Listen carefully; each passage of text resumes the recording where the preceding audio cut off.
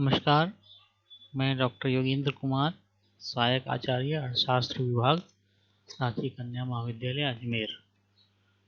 हमारा टॉपिक है मांग की कीमत लोच का माप, measuring price elasticity of demand. ये है सेकंड पार्ट है हमारे इस टॉपिक का। इससे पहले जो दो विधियां हमने पढ़ी, प्रतिशत विधि और कुलव्यय विधि, उनका लिंक आपको डिस्क्रिप्शन बॉक्स में मिल जाएगा। आप वहाँ से मेरे वो वीडियो देख सकते हैं इसी टॉपिक का। तो आइए शुरू करते हैं। जो हमारी तीसरी विधि है वो है ज्यामिति रीति अथवा बिंदु रीति विधि। इसे ज्योमेट्रिकल मेथड और पॉइंट मेथड भी कहते हैं। इस विधि द्वारा हम मांग वक्र के किसी भी बिंदु पर मांग की लोच ज्ञात करते हैं। डी मांग वक्र के बिंदु R पर मांग की लोच ज्ञात करने के लिए बिंदु R पर स्पर्शरेखा AB खींची जाती है। AB का ढाल और R बिंदु पर वक्र DD वक्र का ढाल एक समान है। अर्थात कहने का तात्पर्य, जब भी हम किसी मांग वक्र पर बिंदु लोच विधि के माध्यम से मांग की लोच ज्ञात करते हैं, तो हमें उस मांग वक्र पर एक स्पर्शरेखा या टेंजेंट खींचना होता है। उस टेंजेंट के माध्यम से ही हम स्लोप को फाइंड आउट करते हैं, और वो जो स्लोप होता है वही उसका ढाल होता है और मांग की लोच होती है। तो इस मेथड में हमें पता है कि इलास्टिसिटी ऑफ प्राइस निकालने के लिए हमारे पास जो फॉर्मूला है वो मांग का अनुपातिक परिवर्तन है बटा कीमत का अनुपातिक परिवर्तन। तो delta Q upon Q delta P upon Q। परंतु जब हम ज्यामिति विधि का यूज करते हैं, ज्योमेट्रिकल मेथड या बिंदु लोच विधि का, तो उसमें फॉर्मूला जो होता है हमारा निचला भाग बटा ऊपरी भाग, लोअर सेक्टर अपॉन अपर सेक्टर। तो इसको हम किसी डायग्राम के माध्यम से समझते हैं। जैसे DD जो है वो एक मांग वक्र है, इसके R बिंदु पर हमको मांग की लोच ज्ञात करनी है। तो R बिंदु पर मांग की लोच ज्ञात करने के लिए जैसे कि हमारा फॉर्मूला है लोअर सेक्टर अपॉन अपर सेक्टर। तो R बिंदु पर तो RB जो हो गया वो हो गया हमारा लोअर सेक्टर निचला भाग बटा ऊपरी भाग क्या है RA जो पार्ट है वो ऊपरी भाग है। तो निचला भाग बटा ऊपरी भाग लोअर सेक्टर अपॉन अपर सेक्टर से हम मांग की लोच ज्ञात करते हैं। ये जो DD वक्र है इस पर R बिंदु पर निकालना, तो R बिंदु पर हमने पहले टेंजेंट खींचा। ये टेंजेंट X अक्ष पर B बिंदु तक आता है और OY अक्ष पर A बिंदु तक। तो ये दोनों इस अक्ष को छू लगे, A तो ऊपरी Y अक्ष को छू रहा है और जो B है वो हमारे X अक्ष को छू रहा है। तो इस प्रकार से ये बिंदु लोच विधि निकाली जाती है। बिंदु रीति द्वारा मांग वक्र के किसी भी बिंदु पर मांग लोच ज्ञात करने के लिए उस बिंदु पर खींची गई स्पर्श रेखा के निचले भाग अर्थात बिंदु X अक्ष तक स्पर्श रेखा द्वारा दूरी को ऊपर के भाग अर्थात बिंदु से Y अक्ष तक की स्पर्श रेखा द्वारा दूरी से विभाजित करके बिंदु विशेष पर मांग की लोच प्राप्त की जाती है। कहने का तात्पर्य यही है कि RB अपॉन RA, हमने DD मांग वक्र पे एक स्पर्श रेखा खींची, ये इसका फॉर्मूला वापस वही चीज है, निचला भाग बटा ऊपरी भाग RB अपॉन RA। तो एक ही मांग वक्र के अलग अलग बिंदु पर मांग की लोच भी अलग अलग होती है। जैसे जो वक्र हमने ये बनाया था, इसी बिंदु पर DD वक्र पे यदि मुझे किसी और बिंदु पर मांग की लोच ज्ञात करनी है, सपोज यहाँ कोई मैं पॉइंट देता और उस पॉइंट को मैं T पॉइंट नाम देता, तो मुझे T पॉइंट मांग की लोच ज्ञात करने के लिए एक स्पर्श रेखा खींचनी होती। तो स्पर्श रेखा मेरी इस प्रकार से जाती है, जो इस T बिंदु को छूती हुई निकलती और यह यहाँ पर टच होती है X एक्सिस पे और Y एक्सिस पे ये ऊपर तक जाता और ये यहाँ टच होता। तो हमें उस बिंदु पर निकालने के लिए हमें X एक टेंजेंट खींचना होता है। तो इसी प्रकार से तो इस T बिंदु पर भी एक अलग लोच आती है, तो R बिंदु पर अलग लोच आएगी, T बिंदु पर अलग लोच आएगी। तो एक ही मांग वक्र पर अलग अलग लोच ज्ञात की जा सकती है। तो जैसे कि दूसरा पॉइंट देखते हैं हम, वही चीज अब हमको बताया, ये एक मांग वक्र है, इसको मैं नाम देता हूँ डी मांग वक्र सपोज है।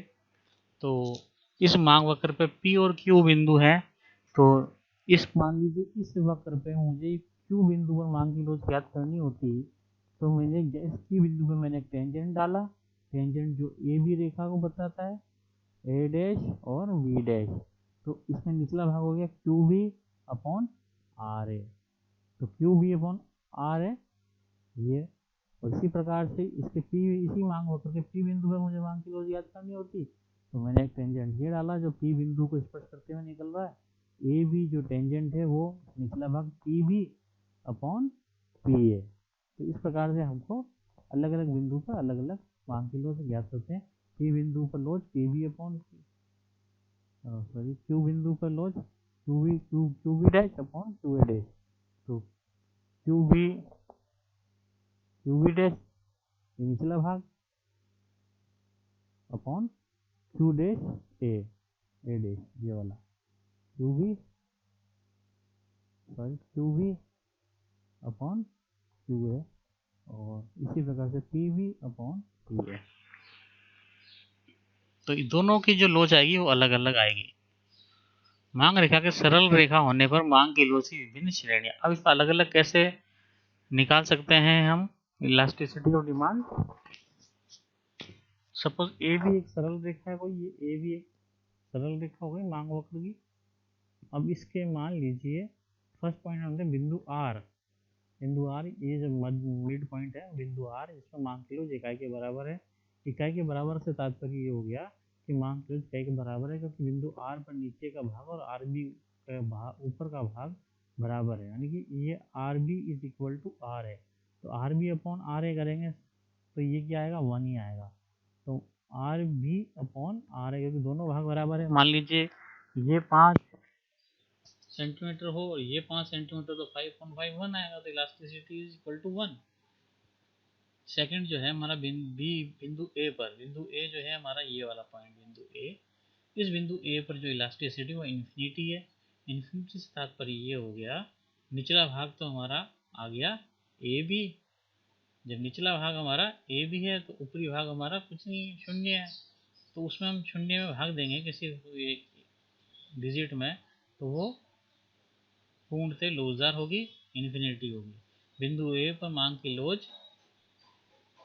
लोचदार होगी, क्योंकि पूर्णतः लोचदार होगी, क्योंकि बिंदु ए पर ऊपर का मांग शून्य है, अपर सेक्टर इज 0।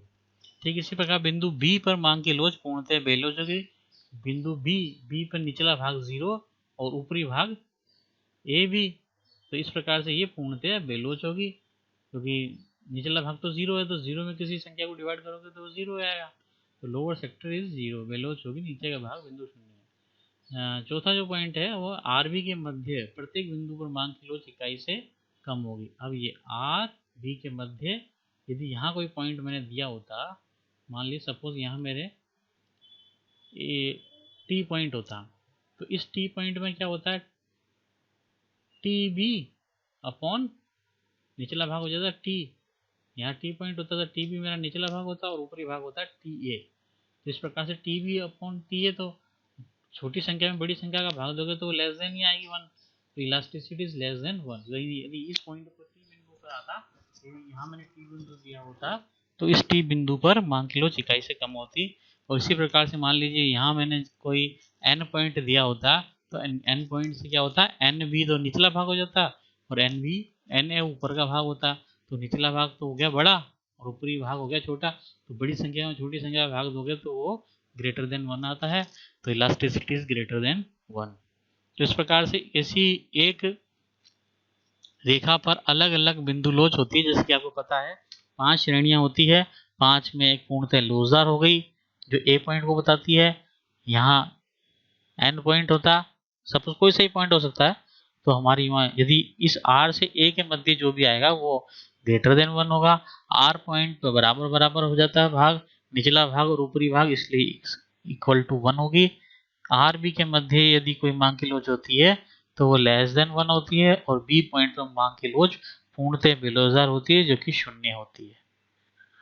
ठीक इसी प्रकार हमारा नेक्स्ट पॉइंट है चाप लोच रीति।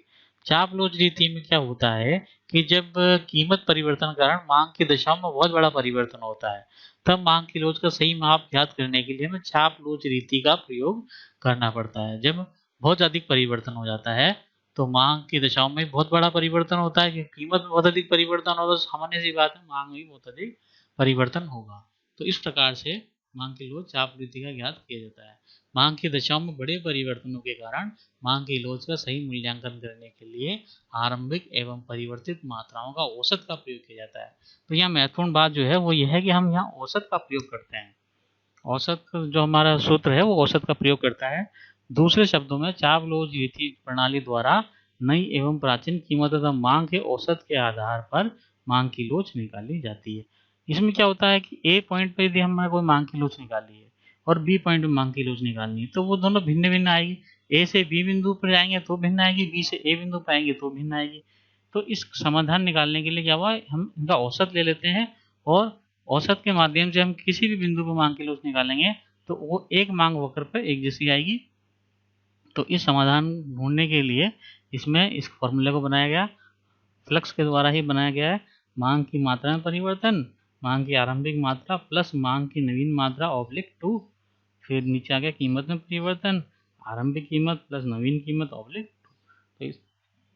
तो इस फॉर्मूले में हम एक फॉर्मूला और है दूसरा देखिए, मांग की मात्रा में परिवर्तन। मांग की मात्रा में परिवर्तन कैसे होगा, Q2 माइनस Q1, जो नई मांग है उसमें से पुरानी मांग को घटा देंगे तो मांग की मात्रा में परिवर्तन का आ गया। फिर मांग की आरंभिक मात्रा प्लस मांग की नवीन मात्रा, तो मांग की आरंभिक मात्रा होगी Q1 और मांग की नवीन मात्रा होगी Q2। इसी प्रकार कीमत में परिवर्तन, कीमत में परिवर्तन P2 माइनस P1, आरंभिक कीमत P1 प्लस P2। अब इस Q1 Q2 माइनस Q1 और Q1 प्लस Q2 में हम इसका डिवाइड करेंगे, तो डिवाइड करेंगे तो हम इसको मल्टीप्लाई करके उल्टा कर देते हैं, तो P1 plus P2 P2 minus P1। तो हमें पता है Q2 माइनस Q1 जो ये है Q2 माइनस Q1 ये डेल्टा Q को बताता है और P2 minus P1 delta P को बताता है। इस प्रकार से हमारे पास जो सूत्र आया वो E is equal to delta Q upon Q1 plus Q2 into P1 plus P2 upon delta Q। P1 जो है वो आरंभिक कीमत को बताता है, ये P1 आरंभिक कीमत, ये Q1 जो है वो आरंभिक मांग को बताया और P2 नवीन कीमत, Q2 नवीन मांग। उदाहरण द्वारा समझते हैं उसे। उदाहरण में आरंभिक कीमत जो P1 है वो 5 रुपये प्रति इकाई है। आरंभिक जो 5 रुपये प्रति इकाई वस्तु की कीमत है तो मांग होती है 100 इकाई वस्तु की। और परिवर्तित जब कीमत घटकर 5 से 4 रुपये हो गई तो मांग बढ़कर 100 से 200 इकाइयाँ हो गई। तो हमारे पास नवीन जो मांग आई है वो 200 आई है और नवीन कीमत आई है वो 4 रुपये आई है। तो हमारे पास जो फॉर्मूला है Q2 minus Q1 upon Q1 plus Q2 into P1 plus P2 upon P2 minus P1। तो हमने इस फॉर्मूले में जो वैल्यू है वो पुट कर दी। Q2 जो 200 इकाइयाँ थी 100 से बढ़कर 200 ही थी, 200 माइनस 100, 100 प्लस 200 यानी कि अभी ये दोनों का जोड़ हो जाएगा तो हमारे पास एवरेज प्राप्त हो जाएगा। इसी प्रकार 5 प्लस 4 अपॉन 4 माइनस 5। तो जब हम इसको सॉल्व करेंगे तो -3 हमारे पास आंसर आता है। तो हमारी मांग की लोच हो गई -3। और सॉरी माइनस का तात्पर्य तो माइनस तो विलोम शब्द को बताता है, तो इस हिसाब से हमारे पास जो आया वो आया 3, मांग की लोच 3 है। यदि हम पुराने सूत्र से इसकी मांग की लोच ज्ञात करते हैं तो पुराना जो सूत्र है वो हमारे पास वो है delta Q upon Q1 into delta P upon P1। तो जब हम पुराने सूत्र में आप इसकी वैल्यू पुट करोगे Q2 माइनस Q1 तो 200 माइनस 100 अपॉन 100, यहाँ हमने एवरेज नहीं लिया, यहाँ पुरानी मांग ही है। ठीक, P2 minus P1 4 minus 5 is upon 5, तो 5 यानी P1 पुरानी कीमत है, तो हमारे पास आंसर आया -5। तो यहाँ मांग की लोच का सही माप नहीं है, यानी 5 जो आया वो मांग की लोच का सही माप नहीं होगा, क्योंकि कीमत के परिवर्तन की मांग की दिशाओं में बहुत अधिक परिवर्तन प्रभाव के कारण मांग की सही लोच चाप रीति द्वारा ही ज्ञात की जाती है। जहाँ मतलब चाप लोच रीति के द्वारा ही ज्ञात करना ठीक रहता है। चाप लोच रीति का जो फॉर्मूला है वो ये है जो हमने पढ़ा भी, delta Q upon Q1 plus Q2 P1 plus P2 upon. तो ये जो सूत्र आया हमारे पास वो ही मान्य है चाप लोच रीति में। तो ये चाप लोच रीति और ठीक इसी प्रकार ज्यामितीय विधि यानी कि ज्योमेट्रिकल मेथड से हमने फाइंड आउट करी मांग की लोच। धन्यवाद।